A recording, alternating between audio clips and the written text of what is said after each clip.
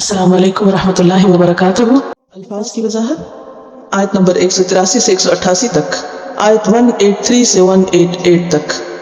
یا ایھا الذین آمنوا، اے لوگو جو ایمان لائے ہو، کتبہ لکھا گیا یعنی فرض کیا گیا، ڈکریڈ، علیکم تم پر، اپون یو، الصیام روزہ۔ الصیام کا لفظ ہے یہ صام یصوم سے ہے، صام یصوم صوم و صیام مصدر ہوتا ہے، لفظی معنی ہوتا ہے رکنا کسی بھی کام سے، صرف کھانے پینے سے نہیں بلکہ کسی بھی چیز سے رک جانے کے لیے آتا ہے، اور خصوصاً اس چیز سے باز رہنا جس کی طرف انسان کا نفس کشش محسوس کرتا ہو۔ اور شریعت کی اصطلاح میں روزہ نام ہے طلوع فجر سے لے کر غروب آفتاب تک کھانے پینے اور جنسی خواہشات سے بچنے کا۔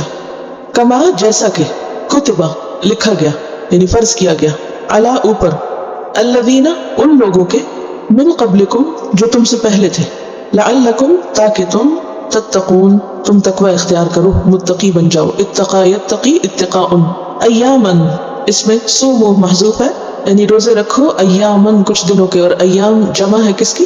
یوم کی، معدودات گنتی کے، گنے چنے، لمیٹڈ نمبر آف ڈیز، معدودتن کی جمع ہے، عین دال دال اس کا روٹ ہے عدد، عد یعد سے گننا شمار کرنا یعنی گنتی کے چند دن ہیں۔ فمن تو جو کوئی، کانا ہو، منکم تم میں سے، مریدن بیمار، سکھ، او یا علی سفر سفر پر یعنی مسافر، فعدتن تو گنتی پوری کرے، عین دال دال، من ایامن دنوں سے، یوم کی جمع اخر دوسرے، وعلا اور اوپر، الذین ان لوگوں کے، یطیقونہ جو اس کی طاقت رکھتے ہوں، اطاق یطیق اطاقہ، تو واو قاف اس کا روٹ ہے، طوق کہتے ہیں گلے کے اس بندھن کو جس کی وجہ سے انسان مشقت میں پڑ جاتا ہے، سزا کی ایک قسم ہے، تو اس سے پھر طاقت کا لفظ نکلا، اور اس میں سے باب افعال اطاق یطیق کا معنی ہوتا ہے کسی کام کو مشقت کے ساتھ کرنا، مشکل کے ساتھ کرنا۔ اس کے برعکس استطاعت ہوتا ہے کسی کام کو خوشی سے کرنا۔ استطاعت کا روٹ کیا ہے؟ طا واو عین، تو کہتے ہیں خوشی سے کوئی کام کرنا۔ فمن تطوع خیرا آگے آئے گا۔ وعلی الذین یطیقونہ اور ان لوگوں پر جو اس کی طاقت رکھتے ہوں یعنی مشکل سے کر سکتے ہوں یعنی able to fast with hardship, فدیتن فدیہ دینا ہے، فدا یفدی فدیہ معاوضہ دینا، بدلے میں کوئی چیز دے کر خود کو چھڑانا یعنی اپنی جان چھڑانے کے لیے اس کا معاوضہ دینا، رینسم دینا۔ طعام کھانا ہے، مسکین مسکین کا، فمن تو جو کوئی، تطوع خوشی سے کرے، والنٹریلی کرے، روٹ ہے طا واو عین یعنی جتنا فدیہ واجب ہے اس سے زیادہ دے، خیرن کوئی نیکی، فہوا تو وہ، خیرن بہتر ہے، لہو اس کے لیے، کرنے والے کے لیے، وان اور یہ کہ، تصومو تم روزہ رکھو، صام یصوم سے، اور تصومو تم سب یعنی جمع ہے، خیرن بہتر ہے، لکم تمہارے لیے، ان کنتم اگر ہو تم، تعلمون تم علم رکھتے۔ شہر رمضان، شہر مہینہ، عربی میں شہر قمری مہینے کو کہتے ہیں، لونر کیلنڈر کا مہینہ جو دو ہلال کے بیچ کا وقت ہوتا ہے، ہلال کہتے ہیں پہلی رات کے چاند کو، تو پہلی رات کا چاند جب نظر آتا ہے، ہلال نظر آتا ہے تو مہینہ شروع ہوتا ہے، اور اس وقت تک باقی رہتا ہے جب تک کہ اگلے مہینے کا ہلال نظر نہ آ جائے، تو ما بین الہلالین وہ شہر ہوتا ہے۔ اور اسی سے لفظ اشتہار ہے، اشتہار کس کو کہتے ہیں؟ کسی چیز کو مشہور کرنا، مشہور کا لفظ بھی اسی سے ہے کیونکہ مہینہ ایک مشہور چیز ہے۔ اور رمضان کا لفظ جو ہے را میم ضاد سے ہے، رمد، رمد کہتے ہیں گرمی کو، جلنے کو، رمد یرمد، اور رمضان کو رمضان کیوں کہتے ہیں؟ کیونکہ اس میں انسان کے گناہ جلتے ہیں۔ اور مہینوں کے یہ نام جو دور اسلام میں استعمال ہوئے، یہ نبی صلی اللہ علیہ وسلم، یہ صحابہ نے نہیں رکھے، یہ اسلام سے پہلے کے زمانے میں ہی رکھے گئے تھے، دور جاہلیت میں ہی یہ نام مشہور تھے مہینوں کے، یعنی محرم، صفر، ربیع الاول وغیرہ، یہ ما قبل اسلام مشہور تھے۔ اور کہا یہ جاتا ہے کہ جب مہینوں کے نام رکھے جا رہے تھے تو رمضان کا نام اس لیے رمضان رکھا گیا کہ اس وقت شدت کی گرمی تھی، رمضان کہتے ہیں شدت الحر کو، لیکن ضروری نہیں کہ ہر سال رمضان شدید گرمی میں ہی آئے، لیکن پہلی دفعہ جب یہ نام رکھا گیا تو اس وقت گرمی تھی۔ شہر رمضان، رمضان کا مہینہ، الذی وہ مہینہ ہے، انزل نازل کیا گیا، اور نزول کا معنی کیا ہوتا ہے؟ اوپر سے نیچے آنا، فیہ اس میں یعنی اس مہینے میں، القرآن قرآن، ہدن ہدایت کا ذریعہ ہے، للناس لوگوں کے لیے یعنی تمام انسانوں کے لیے، اور یہاں ہدایت سے مراد ہدایت علمی ہوگا، وبینات اور روشن نشانیاں، واضح نشانیاں، من الہدیٰ ہدایت کی، والفرقان اور فرقان، فرقان کا لفظ فا را قاف سے ہے. فرق کہتے ہیں الگ کرنے کو، الگ الگ کرنے والی، جو حق اور باطل کے درمیان، اچھے اور برے کے درمیان فرق کرتی. فمن تو جو کوئی، شاہدہ پائے دیکھے، ون ہو سائٹس دا مون، منکم تم میں سے، الشہر مہینے کو یعنی ہلال نظر آ جائے. جیسے شہر کی میں نے ڈیفینیشن کیا بتائی آپ کو، دو ہلالوں کے بیچ کی چیز. تو شہر سے مراد یہاں کیا ہے؟ چاند کا نظر آنا.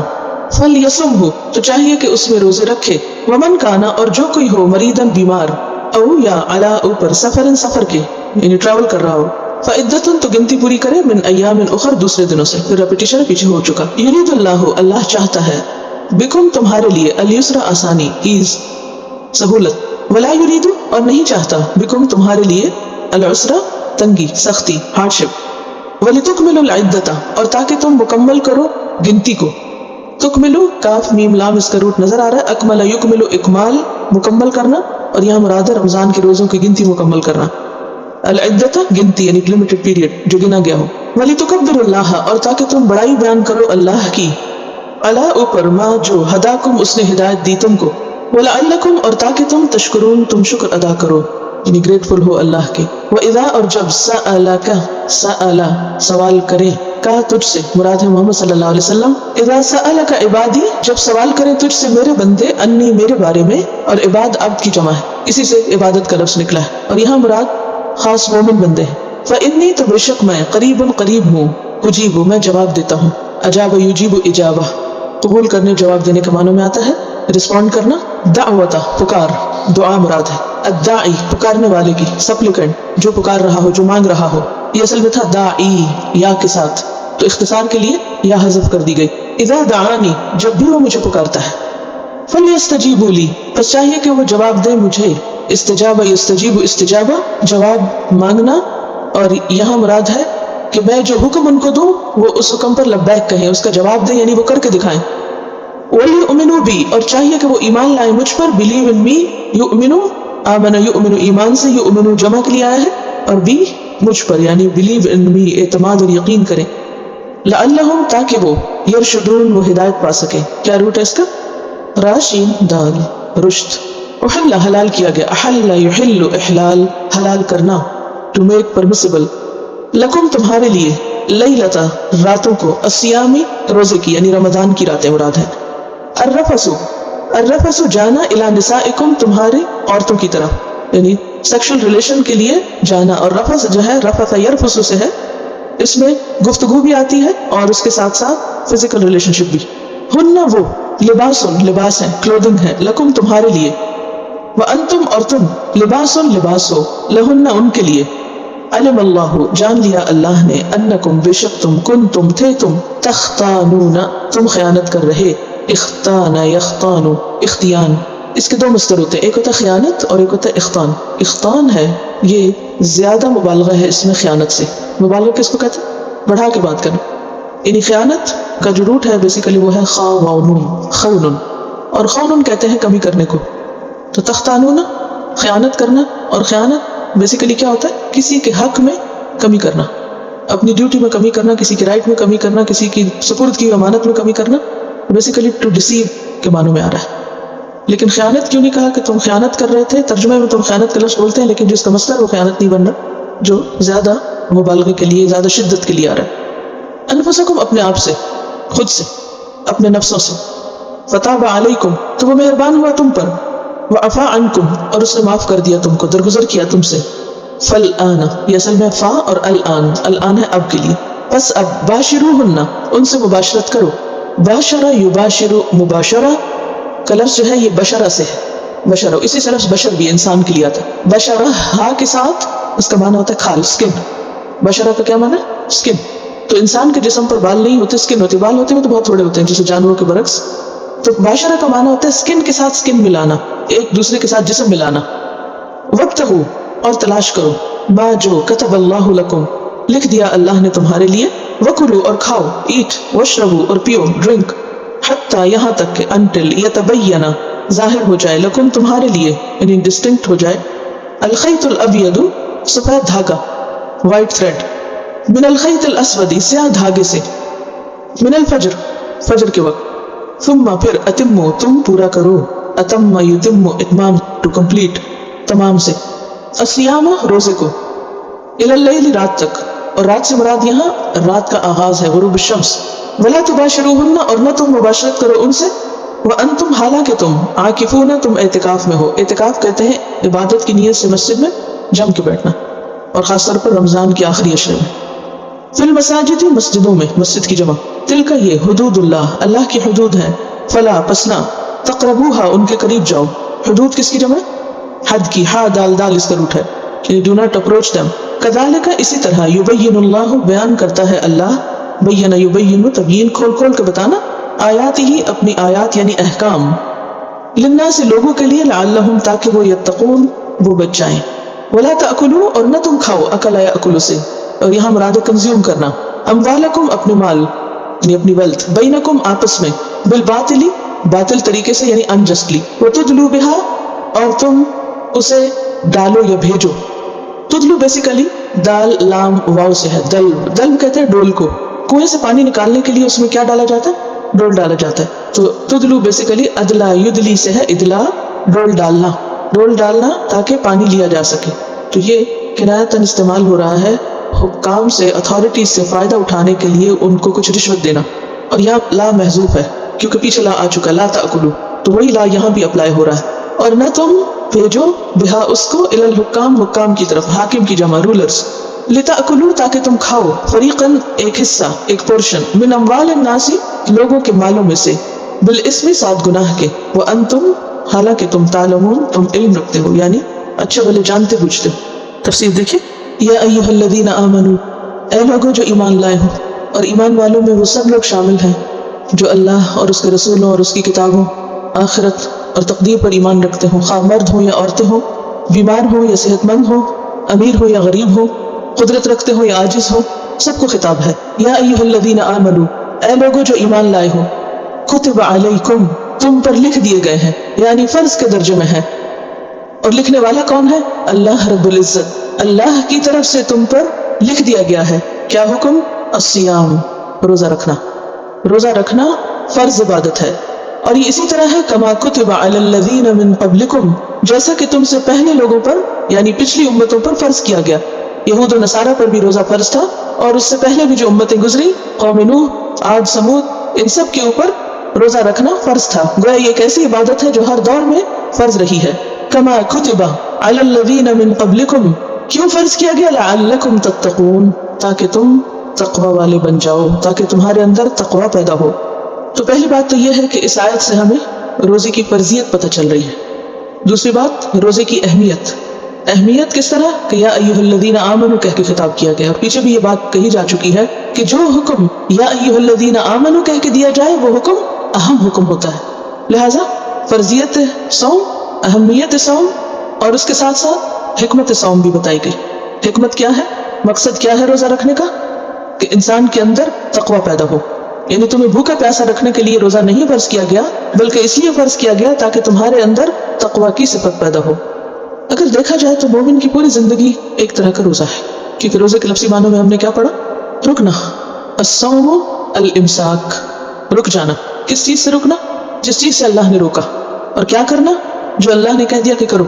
इसी का नाम इबादत है। और हम इसीलिए पैदा किए गए हैं कि हम अल्लाह के हुक्म के मुताबिक इस जिंदगी को गुजारें। उसकी शक्लें मुख्तलिफ हैं। कभी तो नमाज का हुक्म दिया जाता है, कभी रोजे का, कभी माल खर्च करने का, और कभी कुछ और अहकामात जो पीछे आपने पढ़े।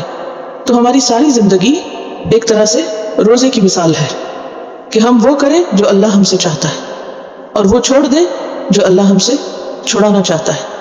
लेकिन खास तौर पर एक पूरा महीना इस कोर्स कराने का मकसद क्या होता है?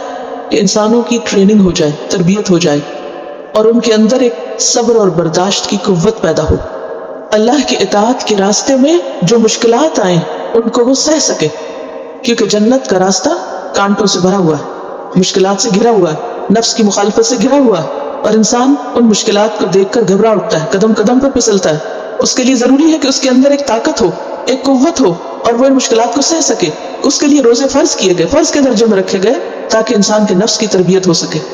और इसमें आप देखिए कि खुसूसी तौर पर रोजे में किन चीजों को छोड़ने का हुक्म दिया जाता है, किस चीज से रोका जाता है? 2 बड़ी चीजों से। एक है खाना पीना, और दूसरे है जिनसी ताल्लुक। یہ دو چیزیں انسان کی شدید ترین شہوات میں سے ہیں، انسان کی ویکنیسز میں سے ہیں، اور انسان کی بنیادی ضروریات میں سے ہیں۔ اب روزہ نام ہے اس چیز کا کہ ایک مخصوص وقت میں طلوع فجر سے لے کے غروب آفتاب تک تم ان دونوں چیزوں سے بچو، کیونکہ میں نے لفظ کی وضاحت میں بتایا تھا نا کہ خصوصاً ان چیزوں سے بچنا جن کی طرف انسان کو کشش ہوتی ہے، رغبت ہوتی ہے۔ یہ دو چیزیں جو ہیں، یعنی کھانا پینا، اس کی طرف بھی انسان کی ایک رغبت ہوتی ہے، کشش ہوتی ہے، اسی طرح جنسی تعلق ہے وہ بھی انسان کی کمزوریوں میں سے ہے اور اس کی طرف بھی انسان کے نفس کی کشش ہوتی ہے۔ تو ان دو چیزوں سے روکا گیا۔ اگر کوئی شخص اپنی ان دو قوتوں پر کنٹرول کر سکتا ہے، قابو پا سکتا ہے، ان کو ڈسپلن کر سکتا ہے، تو زندگی میں بہت سے مفید کام کر سکتا ہے۔ اور جس شخص کی زندگی میں ان دو چیزوں کے لیے کوئی ڈسپلن نہیں، تو پھر وہ اس کے لیے باقی چیزوں میں بھی ڈسپلن قائم کرنا مشکل ہوتا ہے۔ پیچھے ہمیں بتایا گیا کہ حلال اور پاکیزہ کھاؤ، اور یہاں یہ کہ خواہ حلال اور پاکیزہ ہو لیکن ایک مخصوص وقت میں وہ بھی کھانا چھوڑ دو، وہ بھی نہیں کھا سکتے۔ تو جب انسان 30 دن تک مسلسل وہ چھوڑتا ہے جو اللہ نے ہمارے لیے حلال کیا، جس کے کھانے کا خود حکم دیا، تو پھر انسان کے اندر ایک قوت پیدا ہوتی ہے اور وہ بھی چھوڑ سکتا ہے اللہ کے فضل سے، کہ جس سے اللہ نے منع کیا ہے، جس سے اللہ نے روکا ہے، جو اس کے لیے حرام کیا ہے۔ اور پھر یہاں پر یہ جو بات کہی گئی نا کہ مقصود اس سے یہ ہے کہ تمہارے اندر تقویٰ پیدا ہو۔ اسی لیے ایک حدیث میں آتا ہے کہ جو روزہ رکھ کے بھی جھوٹ بولنا اور جھوٹ پر عمل کرنا نہ چھوڑے تو اللہ کو اس بات کی کوئی ضرورت نہیں کہ انسان کھانا پینا چھوڑ دے۔ یہ بخاری کی روایت ہے۔ تو گویا صرف کھانا پینا ہی نہیں چھوڑنا مقصود، بلکہ غلط باتیں چھوڑنا بھی مقصود ہے۔ اور ان ساری چیزوں سے انسان کے اندر کیا پیدا ہوتا ہے؟ گناہوں سے بچنے کی صلاحیت۔ اصل میں عربوں کے ہاں یعنی جو سونگ کا لفظ ہے، یہ جو کانسیپٹ ہے، یہ کہاں سے آیا؟ ان کے ہاں گھوڑوں کو جنگ میں استعمال کرنے کے لیے سدھایا کرتے تھے، اور گھوڑے کو سدھانے کا طریقہ کیا ہے کہ وہ انہیں لمبے وقفوں کے لیے بھوکا پیاسا رکھتے اور خوب دوڑاتے، اور اس طریقے سے ان کے اندر ایک سٹیمنا بلڈ ہوتا، یعنی انہیں نہ کھانے کو دیتے نہ پینے کو دیتے، اور اس کے اوپر مزید ایکسرسائز بھی تھا۔ تو بہت ٹف کام، لیکن اس طرح گھوڑوں کی تربیت ہو جاتی۔ کس وقت کے لیے؟ بڑے وقت کے لیے، کہ جب آئندہ جنگ کے وقت میں انہیں نہ کھانا ملے نہ پانی ملے اور خوب مشقت کرنی پڑے تو وہ کرنے کے قابل ہو۔ تو اسی طرح روزہ رکھ کر انسان کے اندر تقویٰ پیدا ہوتا ہے، اور تقویٰ انسان کی ہدایت کے لیے، انسان کی نجات کے لیے، اللہ کے قرب کے لیے بے حد ضروری ہے۔ پھر فرمایا ایام معدودات، گنتی کے چند دن ہیں، یعنی روزے ہمیشہ کے لیے نہیں ہیں، پورا سال نہیں، کئی مہینے نہیں، کئی ہفتے نہیں، کیا ہے؟ دن ہیں، اور وہ بھی کتنے؟ جو گنے جا سکتے ہیں۔ اور آپ نے دیکھا ہوگا کہ رمضان جب آتا ہے تو 10 کر کے 3 اشرے اور ایک دن کر کے یوں گزرتا کہ پتہ بھی نہیں چلتا۔ یہ کیوں کہا گیا کہ چند دن ہیں؟ تاکہ عبادت کی یہ مشقت آسان ہو جائے۔ اب نے دیکھا ہوگا کہ اگر آپ کسی ایسے مشکل وقت سے گزر رہے ہو، مثلا ڈاکٹر کو ٹریٹمنٹ کر رہا ہو، تو بعض اوقات وہ بہت پینفل بھی ہوتی ہے ٹریٹمنٹ، تو اس وقت وہ تسلی دینے کے لیے کیا کہہ رہا تھا؟ بس تھوڑی دیر کی بات ہے، بس اب تو آخری سٹیج پر ہے، تھوڑا سا رہ گیا، بس تھوڑا صبر اور۔ تو اللہ سبحانہ و تعالیٰ تو ہر ایک سے بڑھ کر ہمارے لیے مہربان، تو وہ روزے کی اس مشقت کو کم کرنے کے لیے کیا فرما رہے؟ تھوڑے دن کی بات ہے، تمہیں بہت مشکل لگ رہا ہے کہ یہ سب کچھ کیسے چھوڑیں گے، یہ چھوڑا جا سکتا ہے، یہ ساری زندگی کی بات نہیں ہے، چند دن کی بات ہے۔ فمن کان منکم مریضا، اور اس میں بھی جو مریض ہو، بیمار ہو، او علی سفر، یا سفر پر ہو، فعدۃ من ایام اخر، تو وہ رمضان میں روزے نہ رکھے، رمضان کے بعد دوسرے دنوں سے گنتی پوری کر لے، کیونکہ روزہ اس پر بھی فرض ہے۔ اب یہ ہے کہ ہمارے دین میں سہولت ہے، اور فقہ کا ایک اصول ہے کہ المشقۃ تجلب التیسیر، الامر اذا ضاق اتسع، کہ جب بھی کوئی چیز مشقت اور مشکل میں پہنچتی ہے تو وہیں سے آسانی بھی ہوتی ہے۔ ان مع العسر یسرا، جہاں مشقت ہے وہاں آسانی بھی ہے، جہاں تکلیف ہے وہاں سہولت بھی ہے۔ تو یہاں پر فمن کان منکم مریضا او علی سفر، اگر کوئی بیمار ہے تو پھر وہ اللہ کی رخصت سے فائدہ اٹھا لے۔ اب یہ کیسا بیمار؟ کون سا مریض؟ ایسا مریض کہ جس کا مرض روزہ رکھنے سے بڑھ جائے، یا جس کا علاج ممکن نہ ہو، کیونکہ بعض کا ڈاکٹر آپ کو کہتا ہے ہر 4 گھنٹے کے بعد دوا لازم ہے، اب آپ روزہ رکھیں تو 4 گھنٹے بعد دوا نہیں لے سکتے، تو ایسی صورت میں پھر روزہ چھوڑا جا سکتا ہے۔ ہاں اگر کوئی ایسی بیماری ہو کہ جس میں روزہ رکھنے سے ہلاکت کا اندیشہ ہو تو اس میں تو روزہ رکھنا بالکل حرام ہے۔ اگر معمولی بیماری ہے کہ جس میں آپ سمجھتے ہیں کہ روزہ رکھنے سے کوئی حرج نہیں، تو اس میں روزہ رکھا بھی جا سکتا ہے۔ تو 3 صورتیں ہوں گی، کون کون سی؟ چلیے میں چھوٹے سے بڑے کی طرف جاتی۔ ایسی بیماری کہ جو روزے میں رکاوٹ نہ بنے تو کیا کرنا چاہیے؟ رکھ لینا چاہیے، لیکن اگر انسان کمزوری محسوس کرے اور نہ رکھے تو بھی رخصت ہے۔ دوسری کیفیت یہ کہ ایسی بیماری تو نہیں کہ مر جائے گا لیکن علاج نہیں ہو سکتا، تو اس صورت میں کیا ہے؟ روزہ نہ رکھنا افضل۔ تیسری صورت یہ کہ ایسی شدید بیماری ہے کہ انسان کی ہلاکت لازم ہے، کہ وہ روزہ رکھے گا تو کیا ہوگا؟ مر ہی جائے گا، تو ایسی صورت میں وہ ایک حرام کام کرتے ہوئے مرا. کیوں؟ اس لیے کہ اس نے اللہ کے حکم کی مخالفت کی. اصل عبادت کیا ہے کہ انسان وہ کرے جو اللہ چاہتا ہے. اگر اللہ سبحانہ وتعالیٰ ہمیں آسانی دیتے ہیں تو اس آسانی سے فائدہ اٹھانا چاہیے. تو یہاں بیسیکلی سبسٹیٹیوٹ دیا جا رہا ہے کہ تم دوسرے دنوں سے روزے مکمل کر لو. پھر دوسری صورت کیا ہے؟ مسافر کی، کہ اگر کوئی مسافر ہو تو وہ بھی روزہ چھوڑ سکتا ہے. اب اس میں بھی آپ دیکھیے کہ مسافر بھی کئی قسم کے ہوتے ہیں. پہلی بات یہ کہ یہاں مسافر سے مراد وہ مسافر ہے جو نماز قصر کرے گا، جس پر قصر کا اطلاق ہوتا ہے. تو اس کی بھی کئی صورتیں. نمبر 1، ایسا سفر جس میں روزہ رکھنا برابر ہو حضر کے، یعنی بس اتنی تکلیف ہو سفر میں جتنی گھر میں روزے کی ہوتی. تو ایسی صورت میں کیا کر سکتے ہیں؟ روزہ رکھ سکتے ہیں، لیکن پھر بھی رخصت موجود ہے، چھوڑ بھی سکتے ہیں. بات واضح، کیونکہ اب یہ احکام ہے، ان کو اچھی طرح سمجھ لیجیے، کوئی الٹ نہ لکھ دیجیے. کیا کہا میں نے؟ ایسا سفر کہ جس میں روزہ رکھنے کی تکلیف بس اتنی ہے جیسے گھر میں روزہ رکھنے کی تکلیف ہے. تو ایسی صورت میں انسان روزہ رکھ بھی سکتا ہے اور روزہ چھوڑ بھی سکتا ہے. صحابہ کرام جب سفر پر ہوتے تو بعض ان میں سے روزہ رکھے ہوئے ہوتے، بعض نہیں بھی رکھتے تھے. رکھنے والے نہ رکھنے والوں کو برا نہیں سمجھتے تھے، اور نہ رکھنے والے رکھنے والوں کے لیے کچھ نہیں کہتے تھے. دوسری صورت، سفر میں روزہ رکھنے پر مشقت تو ہے لیکن بہت شدید مشقت نہیں، بہت زیادہ تکلیف نہیں. یعنی گھر کے مقابلے میں سفر میں زیادہ مشکل ہے روزہ رکھنا اس شخص کے لیے. تو ایسی صورت میں انسان کیا کرے؟ روزہ نہ رکھے. کیوں؟ تاکہ جس کام کے لیے وہ سفر میں گیا وہ سہولت کے ساتھ کر سکے. اور اگر یہ اندیشہ ہو کہ سفر میں روزہ رکھ کے انسان مشقت میں پڑ جائے گا اور اتنی مشقت ہوگی کہ دوسروں کو بھی مشقت میں ڈال دے گا، تو اس صورت میں نہ رکھے تو بہتر. مثلا ایک دفعہ آپ صلی اللہ علیہ وسلم سفر پر تھے، آپ نے دیکھا کہ ایک شخص کے اوپر لوگ سایہ کیے ہوئے. پوچھا کہ اس کو کیا ہوا؟ بتایا کہ اس بے ہوش ہو رہا ہے اور مشقت لاحق ہے. تو پوچھا کیا روزے سے؟ تو لوگوں نے بتایا کہ ہاں روزے سے. تو آپ نے فرمایا لیس من البر الصیام فی السفر، سفر میں روزہ رکھنا کوئی نیکی کا کام نہیں. تو ایسی مشقت کے موقع پر روزہ نہ رکھنا کیا ہے؟ افضل ہے. تیسری صورت کہ شدید مشقت بلکہ ہلاکت کا اندیشہ ہو، جیسے شدید بیماری میں ہلاکت کا اندیشہ، اور یہاں بھی اسی طرح. ایک سفر میں آپ صلی اللہ علیہ وسلم صحابہ کے ساتھ تھے اور سب کو شدید مشقت لاحق ہوئی، روزہ لگنے لگ گیا. اب آپ صلی اللہ علیہ وسلم نے عصر کے وقت پانی منگوایا اور سب کے سامنے پیا تاکہ باقی سب بھی روزہ کھول لیں. لیکن کچھ لوگوں نے پھر بھی روزہ نہیں کھولا. جب آپ کو پتہ چلا تو آپ نے فرمایا اولئک العصاۃ، اولئک العصاۃ، یہ لوگ نافرمان ہیں، یہ لوگ نافرمان ہیں، یعنی جو اللہ کے رسول صلی اللہ علیہ وسلم کی پیروی نہیں کر رہے. اسی طرح کچھ اور چیزیں بھی بعضوں کا ذہن میں آتی ہیں کہ مثلا آپ کو سفر شروع کرنا ہے لیکن آپ کی فلائٹ مثلا دن کے 12 بجے، اور کیا اب آپ صبح ہی روزہ رکھ لیں یا نہ رکھیں، کہاں کھولیں کہاں نہیں. تو بعضوں کا ایسا ہوتا ہے کہ آپ پاکستان سے سفر شروع کرتے ہیں اور سورج کہاں آ کے غروب ہوتا ہے 14 گھنٹے کے بعد، بعضوں کا تو اس سے بھی زیادہ، یہاں جب آپ گھر پہنچتے. تو ایسی صورت میں فلائٹ پر بھی اگر پانی کی کمی ہو جائے تو اس سے انسان مشقت کا شکار ہوتا ہے. تو بہتر یہ ہے کہ روزہ نہ رکھے، اور اگر فلائٹ لیٹ ہے تو صبح سے ہی اگر روزہ نہ رکھے تو بہتر، بجائے اس کے کہ روزہ رکھ کے پھر جہاز میں بیٹھ کے روزہ کھولے وقت سے پہلے. تو انسان پہلے سے ہی پلان کر لے. پھر اسی طرح بعضوں کا یہ ہوتا ہے کہ آپ نے جب روزہ چھوڑا اس وقت تو شدید گرمیاں تھی، جب آپ قضا دے رہے ہیں تو سردی ہے، تو کئی گھنٹوں کا فرق پڑ گیا، لیکن اس سے کوئی فرق نہیں پڑتا، اس سے قضا ہو جاتی ہے. سب انتظار کرتے ہیں چھوٹے دن آئے تو قضا کر لیں. تو اللہ تعالیٰ ہمارے لیے آسانی چاہتا ہے. ورنہ اگر یہ شرط عائد کر دی جاتی کہ جو گرمیوں میں روزہ چھوڑے وہ گرمیوں میں ہی قضا کرے تو بہت مشکل پیدا ہو جاتی. فمن كان منكم مريضا او على سفر فعدة من ايام اخر، لیکن ضروری کیا ہے کہ وہ دوسرے دنوں سے گنتی پوری کرے. وعلى الذين يطيقونه، اور ان لوگوں پر جو اس کی طاقت رکھتے ہوں، فدیۃ، فدیہ ہے، طعام مسکین، مسکین کا کھانا. اب آپ سوچ رہے ہوں گے کہ پہلے کہا گیا کہ جو نہ رکھ سکے وہ گنتی پوری کرے، تو پھر یہ کیا ہے کہ فدیہ دے، یہ کس کے لیے؟ اس کے بارے میں 2-3 آراء ہے. نمبر 1 یہ کہ یہاں وہ لوگ مراد ہیں جو مشقت کے ساتھ روزہ رکھیں، گھر میں نہ سفر ہے نہ بیماری ہے. تیسری قسم ہے وہ کیا ہے؟ اولڈ ایج اور پریگننسی، اور دودھ پلانے والی عورت. ٹھیک ہے، یہ بیمار تو نہیں ہے نا، عرف عام میں جس کو بیماری کہتے ہیں اس میں تو نہیں آتے. پریگننسی کسی بیماری کا نام تھوڑی ہے.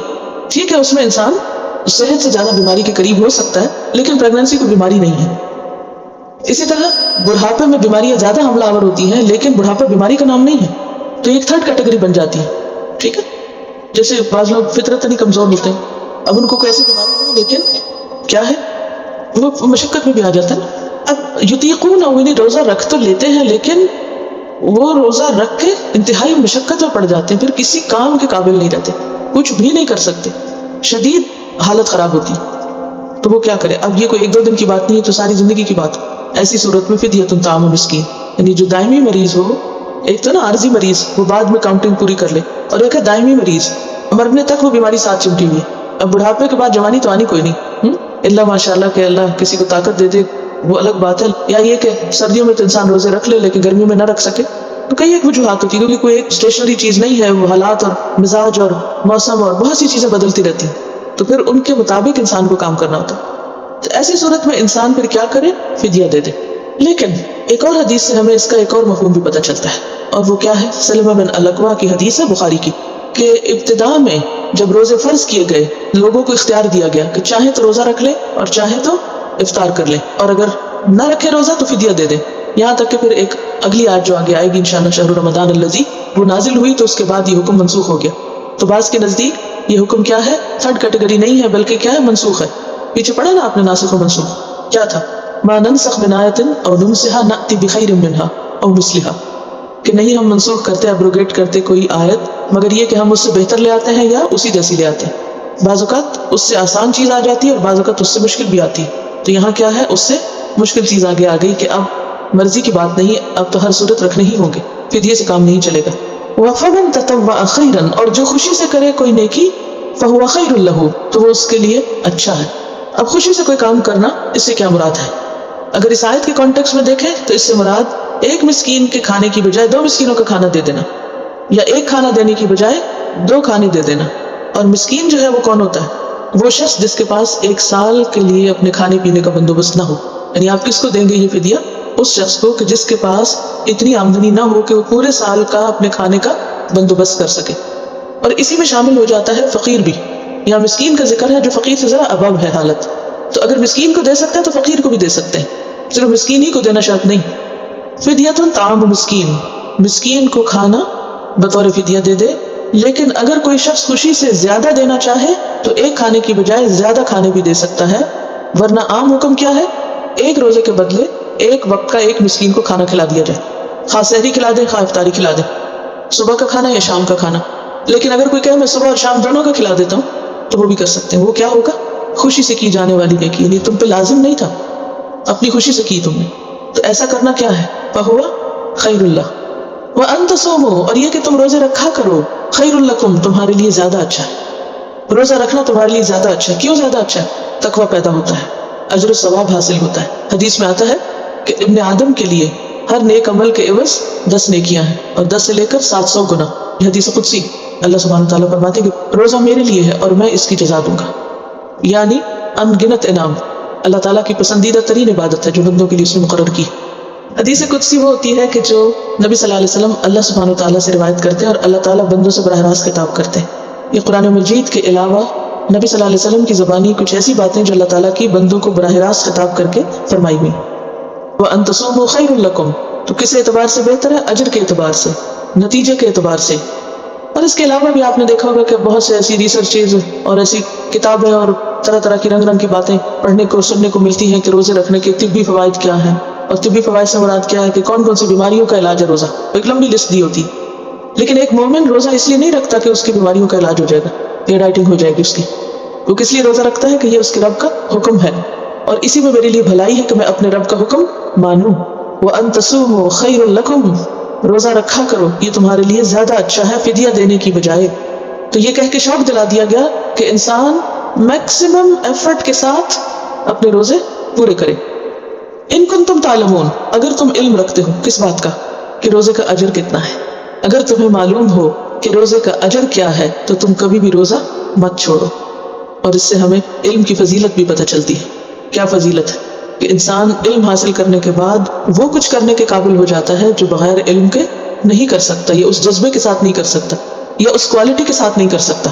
ہو سکتا ہے آپ کے مائنڈ میں کوئی سوال آ رہا ہو تو ابھی کر لیجئے۔ ان کا سوال یہ ہے کہ بیمار کو کیا بعد میں روزہ رکھنا ہے؟ ہاں، اگر بیمار تندرست ہو جائے تو روزہ رکھے گا، اور اگر وہ ہمیشہ ہی بیمار رہے تو پھر نہیں رکھے گا، تو پھر یہی کافی۔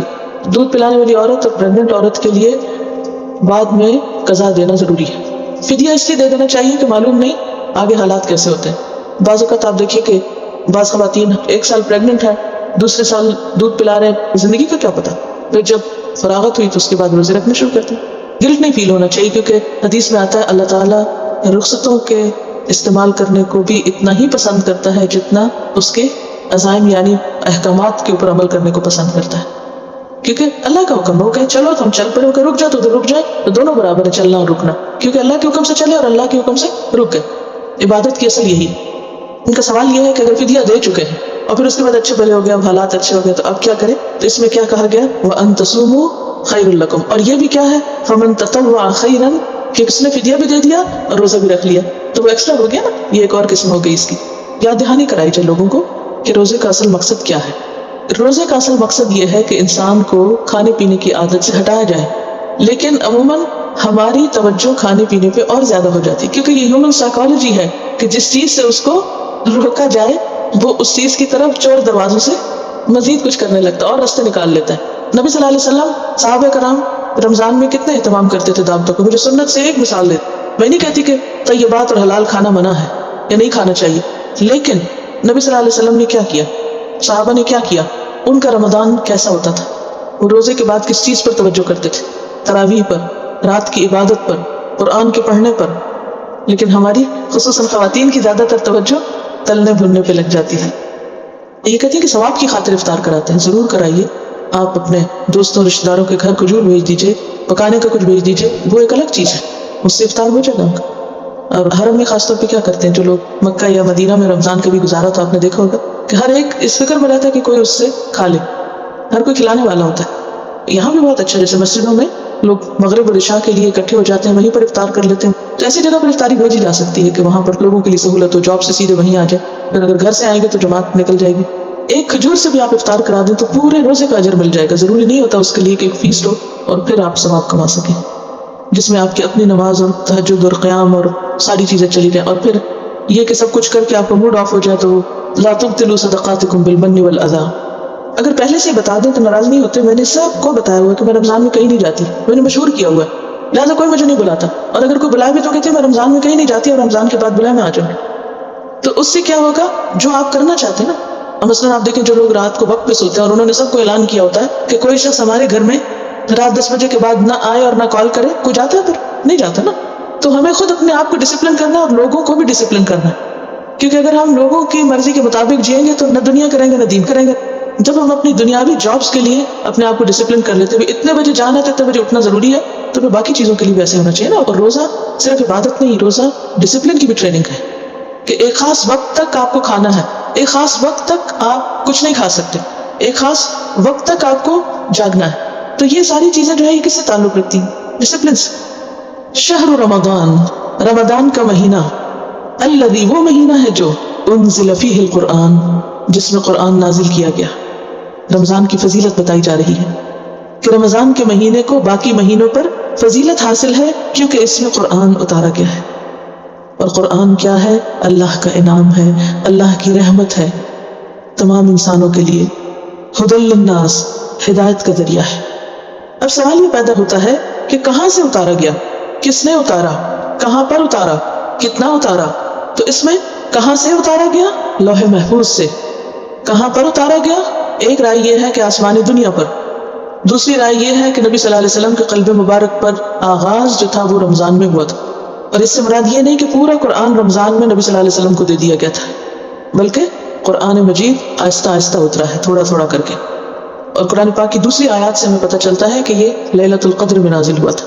انا انزلناہ فی لیلۃ القدر وما ادراک ما لیلۃ القدر لیلۃ القدر خیر من الف شہر۔ ہم نے اسے لیلۃ القدر میں اتارا، اور تم کیا جانو کہ لیلۃ القدر کیا ہے؟ خیر من الف شہر، لیلۃ القدر 1000 مہینوں سے بہتر ہے۔ کیا ہے یہ قرآن؟ ھدی للناس، لوگوں کی ہدایت کا ذریعہ ہے۔ اور یہاں الناس سے مراد تمام انسانیت ہے، ساری ہیومن ریس کے لیے قرآن ہدایت ہے۔ لیکن کون سی ہدایت؟ ہدایت علمی۔ یاد ہے آپ کو میں نے 2 طرح کی ہدایت بتائی ہوئی شروع سے، ایک ہے ہدایت علمی اور دوسری ہے عملی۔ ھدی للناس، تمام انسان اس سے فائدہ اٹھاتے، اسی لیے آپ نے دیکھا ہوگا کہ مسلمانوں کے علاوہ نان مسلمس کی بھی ایک بڑی تعداد قرآن کو پڑھتی ہے، کبھی ریفرنس بک کے طور پر اور کبھی ویسے ہی ایک کتاب کے طور پر۔ تو یہ علم کا ذریعہ ہے۔ ہدن سے مراد یہاں کیا ہے؟ علم۔ وبینات، اور روشن آیات، واضح آیات، من الہدا، ہدایت کی روشن آیات، واضح آیات، واضح دلائل ہیں کس میں؟ اس قرآن میں۔ والفرقان، اور ایک کرائیٹیرین ہے، حق اور باطل، فائدہ مند اور نقصان دہ، خیر اور شر، حلال اور حرام، اچھے اور برے میں فرق کرنے والی کتاب ہے۔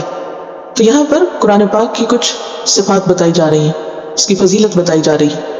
پہلے تو بتایا گیا کہ رمضان کی فضیلت قرآن کی وجہ سے، پھر بتایا گیا کہ قرآن خود کیا ہے، ہدایت ہے، بیان ہے، فرقان ہے. 3 چیزیں یہاں پتہ چل رہی، ہدن، بینات اور فرقان.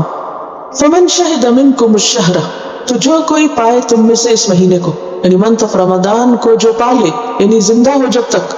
اور شاہدہ کا لفظی معنی کیا ہوتا ہے؟ حاضر ہونا. اور شاہدہ کا ایک معنی ہوتا ہے دیکھنا. ٹھیک ہے، دیکھنا. تو جو اس مہینے کو دیکھ لے، تو مہینے کو کیسے دیکھتے ہیں؟ مہینہ تو ٹائم ہے، ٹائم تو دیکھا نہیں جاتا. مراد اس سے کیا ہے؟ چاند دیکھ لے. اور اس کی وضاحت ایک اور حدیث سے بھی ہوتی ہے، وہ کیا ہے؟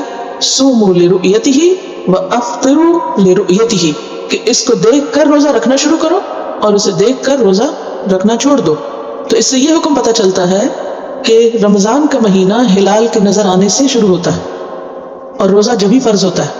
اور یہ بات بھی سب کو معلوم ہے کہ جس طرح سورج مختلف اوقات میں دنیا کے مختلف حصوں پہ دیکھا جاتا ہے، تو جس طرح سورج کے گلوب پر نکلنے کے اوقات مختلف ہیں، اسی طرح ہلال بھی مختلف اوقات میں نکلتا ہے، دیکھا جا سکتا ہے. اور اس میں کبھی 1-2 دن کا فرق بھی ہو جاتا ہے. تو جس ایریا میں وہ نظر آئے ان لوگوں پر تو لازم ہے کہ وہ رکھیں روزہ، لیکن جس ایریا میں نظر ہی نہیں آیا تو وہاں پر فرض نہیں ہوگا جب تک کہ وہ دیکھے نہیں اس کو. ہاں، اگر بادلوں کی وجہ سے کوئی نہ دیکھ پائے تو اس کے بارے میں بھی رہنمائی دی گئی. کیا؟ فَإِنْ غُمَّ عَلَيْكُمْ فَأَكْمِلُوا الْعِدَّةَ 30. اگر بادلوں کی وجہ سے نظر کچھ نہ آئے، غم علیکم، تو کیا کرو؟ فَأَكْمِلُوا الْعِدَّةَ، مکمل کرو گنتی 30 کی. پھر شعبان کے 30 دن پورے کر کے روزہ رکھو. اور اس میں یہ یاد رکھیے کہ شک کے روزے کی گنجائش نہیں. کوئی شخص رمضان سے 1 دن پہلے یہ سوچ کے روزہ نہ رکھے کہ کیا پتا آج روزہ ہو ہی گیا ہو تو میں رکھ ہی لیتا ہوں. نہیں، جب تک کہ فمن شہد منکم الشہر نہ ہو. چاند کو دیکھنا لازم ہے. اور اس میں یہ نہیں کہ ہر شخص دیکھ کر رکھے، ایک نے دیکھ لیا تو کافی ہے. ایک شخص نے آ کر نبی صلی اللہ علیہ وسلم سے کہا کہ میں نے چاند دیکھا. آپ نے فرمایا کیا تم نے دیکھا؟ اس نے اشہد ان لا الہ الا اللہ اشہد ان محمد رسول اللہ پڑھ کر کہا کہ ہاں میں گواہی دیتا ہوں کہ میں نے چاند دیکھا ہے. تو آپ نے فرمایا سب روزہ رکھو. تو ایک شخص کی گواہی بھی کافی ہے اگر وہ سچا ہو. فمن شہد منکم الشہر، تو جو تم میں سے مہینے کو پالے، فلیصمہ، تو اسے چاہیے کہ روزہ رکھے. ومن کان مریضا، اور جو کوئی بیمار ہو، او علی سفر، یا کوئی سفر پر ہو، فعدۃ من ایام اخر، تو دوسرے دنوں سے گنتی پوری کرے. اب یہ محض تکرار محض نہیں. تکرار محض کیا ہوتی ہے؟ تکرار برائے تکرار، ریپیٹیشن کے لیے نہیں آیا کہ پیچھے بھی آیا دوبارہ آیا. بات یہ ہے کہ یہاں تکرار مفید ہے، کیونکہ جب پچھلی آیت منسوخ ہوئی تو یہ خیال گزرا کہ کہیں ایسا نہ ہو کہ لوگ اس رخصت کو منسوخ سمجھے.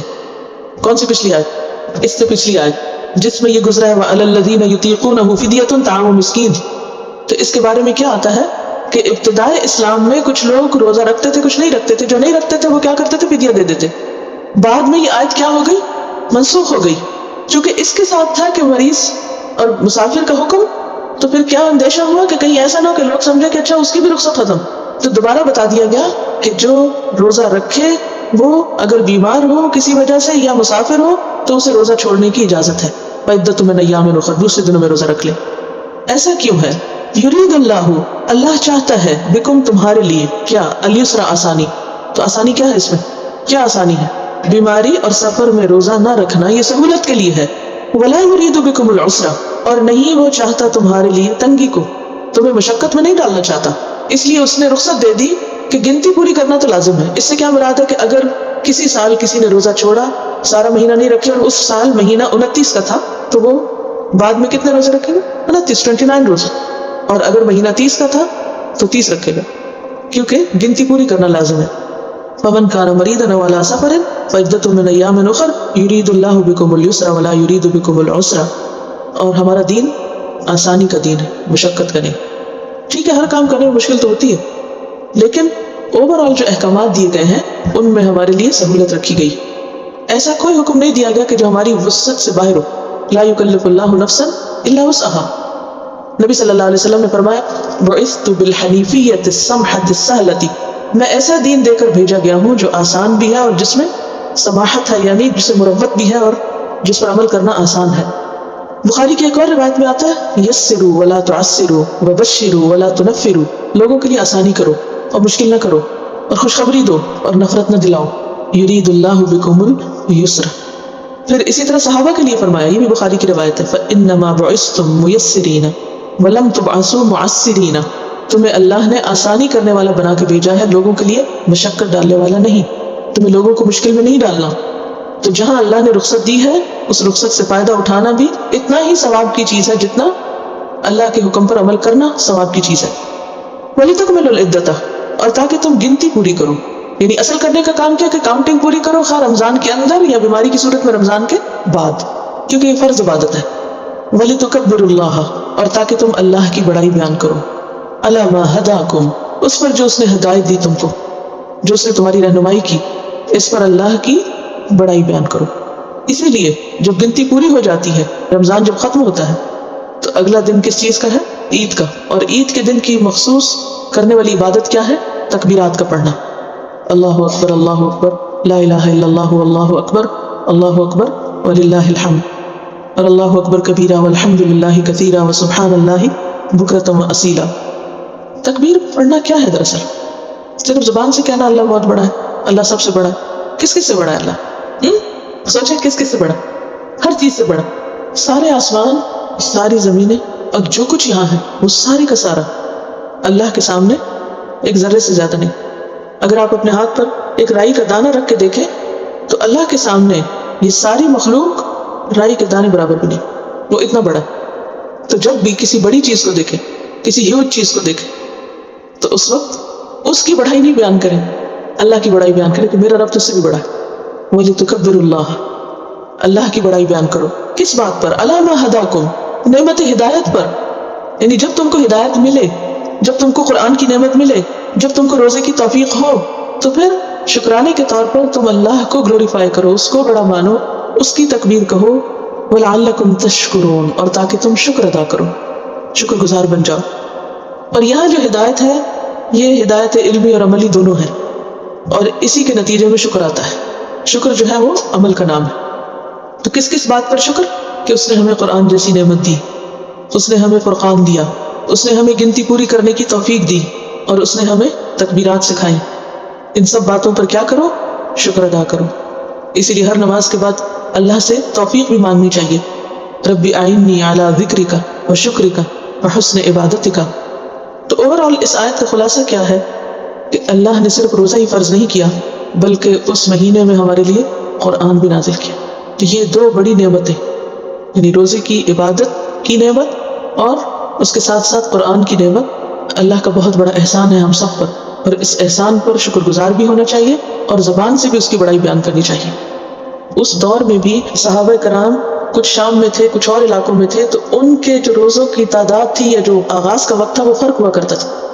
ایک مرتبہ ایسا ہوا کہ کچھ لوگ شام سے مدینہ میں آئے اور انہوں نے روزہ بعد میں ایک دن پہلے شروع کیا، اور مدینہ والوں نے اس سے فرق دن میں شروع کیا، اور اس میں کسی نے بھی اعتراض نہیں کیا، کیونکہ ہر ایک کا اپنا مسئلہ ہے. اور اس میں دلیل کیا ہے کہ ہر ایک اپنے حساب سے روزہ رکھے. کہ ابھی تو ٹیلی فون اور سیٹلائٹس اور معلوم نہیں کس کس ذریعے معلوم ہو جاتا ہے کہ کہاں چاند نظر آ گیا اور کہاں نظر نہیں آیا. لیکن اگر یہ حکم لازم ہوتا تو وہ سارے لوگ گناہگار ٹھہرتے جو اس دن روزہ نہ رکھ پاتے جس دن کسی ایک جگہ پر روزہ رکھا گیا. اور اس میں آپ دیکھیے کہ پھر جو ملک سعودی عرب سے اور آگے ہیں، ہو سکتا ہے کہ ان کے اندر چاند اس سے بھی پہلے نظر آئے، پھر تو ہمیں سعودی عرب کو کیوں ان کو فالو کرنا چاہیے کہ جو سب سے پہلے دیکھے گئے. تو اس میں مشقت ہے. ان ملکوں میں بھی آپ دیکھیں، ایون سعودی عرب کے بعد امارات کو دیکھیں یا قطر کو دیکھیں، وہ لوگ بھی اپنے اپنے مطلب کے مطابق ہی روزہ رکھ رہے ہوتے ہیں. یہ صرف ویسٹ میں ٹرینڈ ہے کہ یہاں سے کچھ لوگ ادھر کو فالو کرتے ہیں اور کچھ کسی کو کرتے ہیں، اور اتنی شدید ڈویژن ہے جو شاید دنیا کے کسی اور ملک میں نہ ہو. دیکھیے کہ دین جو ہے ان سب چیزوں سے اوپر ہے اور بہت فطری دین ہے. ہم نے کیا پڑھا؟ اللہ تمہارے لیے کیا چاہتا ہے؟ آسانی. اگر آپ نے اس طریقے سے منہ دیکھنا تو آپ کو اس کے لیے ایک اور مشکل میں پڑنا ہوگا. اللہ نے ہمیں کوئی مکلف نہیں کیا کہ ہم کسی خاص طریقے پر چل کر پھر ہم اپنے لیے چاند کا تعین کریں. شاہد منکم الشہر، اور اپنی آنکھ سے دیکھو، نظر آتا تو رکھ لو، نہیں نظر آیا نہ رکھو، کوئی نہیں تم پر گناہ. قصہ ختم. ایک عام شخص یہاں بھی اگر کوئی کسی گاؤں دیہات میں بیٹھا ہوا ہے اور اس کے پاس کوئی انٹرنیٹ نہیں، کوئی ٹیلی ویژن نہیں، کچھ نہیں، وہ کیا کرے گا؟ تو اس کے لیے کیا حکم ہوگا؟ وہ کیسے رکھے روزہ؟ وہ کیسے عید کرے؟ سمپل سی بات ہے. تو وہ حکم جو گاؤں میں بیٹھے ہوئے شخص کے لیے وہی ہمارے لیے بھی ہے. اس سے کوئی فرق نہیں پڑتا کہ ہمارے پاس کیا سہولتیں اور کیا نہیں، کیونکہ نبی صلی اللہ علیہ وسلم صاف فرمایا صوموا لرؤیتہ وافطروا لرؤیتہ. دیکھ کے چاند روزہ رکھو اور دیکھ کر ہی افطار کرو. فإن غم علیکم، بادل آ گئے، فأکملوا العدۃ 30 شعبان کے پورے کر لو دن. قصہ ختم. Simple is that. جو حکم میں نے آپ کو بتا دیا، جو واضح حدیث ہے میں نے آپ کو بتا دیا. آپ خود جا کے بخاری کی کتاب الصوم نکال لیجئے، کسی اور حدیث کی کتاب کا ساری حدیثیں خود پڑھ کے دیکھ لیجئے کہ کیا کہا گیا ہے. اس میں آپ دیکھیے کہ اگر ہم دین کو جیسے وہ ہے نا ویسے ہی رکھیں تو کوئی مشکل نہیں، لیکن مشکل اس وقت ہوتی ہے جب ہم انا کے مسئلے بنا لیتے ہیں اور بال کی کھال اتارنے لگتے ہیں۔ مجھے ایٹ لیسٹ اس میں کوئی مسئلہ نہیں ہوتا اس حدیث پر عمل کرنے میں۔ دیکھیے شہر کی تعریف کیا ہے؟ مہینہ کہاں سے شروع ہوگا؟ ہلال سے شروع ہوگا۔ ہلال نظر ہی نہیں آیا، مہینہ کہاں سے شروع ہو گیا آپ کا؟ اب ہزاروں میل دور بیٹھے شخص نے چاند دیکھ لیا اور وہ ٹیلی فون پہ آپ کو بتا رہا ہے، اور اس وقت ان کی تو رات اور ہمارا بھی دن ہے، تو یہ بھی تو فرق ہے نا۔ پھر آپ کو رات کو ہی روزہ رکھ لینا چاہیے اگر آپ نے وہ فالو کرنا ہے۔ تو اس میں جو کسی کے دل کو لگے بات، لیکن قرآن اور سنت کا حکم یہی ہے کہ من شہد منکم الشہر، اور پھر یہ کہ چاند نظر آئے تو روزہ رکھو۔ لیکن یہ ہے کہ اس میں ایک تو تفرقہ اور انتشار بہت پھیل گیا ہے اور شدت بہت آ گئی ہے، اور دوسرا یہ کہ لوگوں کے لیے مشکل کر دیا گیا ہے۔ لاسٹ مومنٹ تک، رات تک کوئی ڈیسائیڈ نہیں کر پاتا کہ کل عید ہے یا نہیں، تو وہ جو ایک حسن ہے عبادت کا اور ایک خوبصورتی ہے وہ ختم ہو کے رہ گئی ہے۔ آپ ایک ملک میں رہ رہے ہیں، وہاں پر سر جوڑ کے بیٹھیے، وہاں کے مسائل وہیں پر حل کیجیے۔ جب آپ آپس میں نہیں جڑ سکتے اور ہر ایک اپنی خواہش کے مطابق کوئی کسی طرف رخ کر رہا ہے، کوئی کسی طرف کر رہا ہے، تو اس سے وہ روح تقویٰ کی جو ہے وہ تو حاصل نہ ہوئی نا۔ سارا مہینہ آپ نے روزے رکھے کس کے لیے؟ اللہ کا ڈر پیدا ہو، اور آخر میں آ کے آپ نفس کے فتنے کا شکار ہو جائیں اور ضد کا شکار ہو جائیں تو ٹھیک نہیں۔ پھر اسی طرح سے عرفات کا دن تو ان کے لیے ہے جو عرفہ میں موجود ہے اور حج کر رہے ہیں، ٹھیک ہے نا۔ اب اس کے بعد آپ کا جو دل چاہے کریں۔ ان کا سوال یہ ہے کہ جو روزے پیریڈز کے دنوں میں ایام میں چھوڑے جاتے ہیں ان کا کیا کیا جائے گا؟ کیا قضا دی جائے گی یا فدیے سے بھی کام چل جائے گا؟ تو وہ فدیے سے کام نہیں چلے گا، ان کی قضا ہی دینا ہوگی۔ اس میں ایک رائے یہ ہے کہ جو پچھلے بہت سے سالوں کے چھوٹے ہوئے روزے ہوں اور اگلے رمضان سے پہلے نہ رکھے جائیں، ان پر فدیہ بھی ہوتا ہے اور قضا بھی۔ لیکن یہ ہے کہ اگر کوئی شخص فدیہ دینے کے قابل نہیں تو قضا کرے گا، اور اگر کوئی قضا کرنے کے قابل نہیں، بہت بوڑھا ہو چکا، مثلاً ایک خاتون، اس کو ساری زندگی مسئلہ پتہ ہی نہیں چلا، اور اب وہ ایسی بیماری میں گر گئی ہے، مثلاً ڈائبٹیز ہو گئی ہے، کوئی اور مسئلہ ہے، اور اس میں اس کے لیے روزہ رکھنا منع ہے، تو اب وہ کیا کرے گی؟ فدیہ دے دے گی، ٹھیک ہے۔ افضل صورت کیا ہے؟ فدیہ اور قضا دونوں۔ اور اگر کسی شخص کے مالی حالات ایسے نہیں، اس کو اپنے کھانے کے لیے بھی پورا نہیں، تو پھر فدیہ اس سے ساقط ہو جائے گا اور قضا ہی کافی ہوگا۔ اور اگر کوئی شخص قضا کے قابل نہیں تو پھر فدیہ۔ ایک سوال اور بھی کر سکتے ہیں کہ اگر دونوں ہی کے قابل نہیں تو پھر کیا کرے؟ اس صورت میں یہ ہے کہ دوسرے اس کی مدد کریں اور وہ فدیہ ادا کرے۔ اور یہاں تک بھی آتا ہے کہ اگر کوئی شخص فوت ہو جائے اور اس پر روزے رہتے ہوں تو پھر کیا ہو؟ اس کے جو وارث ہیں وہ رکھیں جی، اور اگر وہ نہیں رکھتے تو پھر اس کا جو ترکہ ہے، وراثت میں جو کچھ اس نے چھوڑا ہے، اس میں سے پہلے فدیہ ادا کیا جائے اور پھر اس کے بعد وہ اس مال کو آپس میں تقسیم کریں۔ یعنی یہ فرض عبادت ہے۔ کیوں؟ اس لیے کہ کتب علیکم الصیام، فرض کر دی، لکھ دیے گئے ہیں، اور اسی وجہ سے اللہ تعالیٰ نے سہولت دی ہے کہ جو نہیں وقت پہ رکھ سکتا وہ کیا کرے؟ فعدۃ من ایام اخر، آسانی کر دی گئی لیکن گنتی میں کمی نہیں۔ عدۃ من ایام اخر، دوسرے دنوں سے گنتی پوری کرو۔ اور دوسری جگہ پہ کیا فرمایا؟ وَلِتُكْمِلُوا الْعِدَّةَ، دو بار کہا کہ تاکید ہے اس میں، اور تاکہ تم گنتی مکمل کرو۔ تو ایک مسلمان خاتون بالغ ہونے کے بعد سے لے کر مرنے تک جتنے بھی رمضان اس پر گزرتے ہیں ان سب کے روزے مکمل کرنا اس پر فرض ہے۔ اگر کسی وجہ سے نہیں رکھ سکی تو کیا کرے؟ رکھے۔ اور اگر آپ اس پوزیشن میں ہیں کہ ایٹ لیسٹ کیلکولیٹ کر کے پچھلے سارے سالوں کا فوری طور پر یہ جتنا ارلیسٹ پاسبل فدیہ اپنا دے سکے، پہلا کام یہ کریں کہ وہ اس کو چکائیں، کیونکہ زندگی کا نہیں پتہ، ہمارے ہوتے ہوئے ہمارے بچے ہمارے نہیں ہیں تو مرنے کے بعد وہ کہاں یہ کہیں گے کہ ہمارے والدین کے اوپر کیا کیا قرض تھا۔ اللہ کا یہ بندوں کا پہلے وہ ادا کریں فدیہ، جو خود کھاتے ہیں، جو گھر والوں کو کھلاتے ہیں اسی کے مطابق۔ اس میں حضرت انس کے بارے میں آتا ہے کہ جب وہ بوڑھے ہو گئے تھے تو روزے نہیں رکھ سکتے تھے۔ ایک موقع پر انہوں نے یہ کیا کہ شوربہ اور روٹی پیالوں میں ڈال کے 30 پیالے تو انہوں نے تقسیم کر دیے، کیونکہ اس وقت وہ خود کیا کھاتے ہوں گے؟ بڑھاپے کی وجہ سے جو خود کھاتے ہیں وہی۔ لیکن اگر آپ ڈائٹنگ پہ تو وہ آپ نہیں فدیہ میں دیں گے کسی کو۔ مراد اس سے یہ کہ جس قسم کا ہم نارمل گھر میں ایک ہفتے کا مینیو جو یا ایک مہینے کا مینیو ہوتا ہے، آپ جو کچھ بھی کھاتے ہیں، دال گوشت روٹی وغیرہ وہ سب۔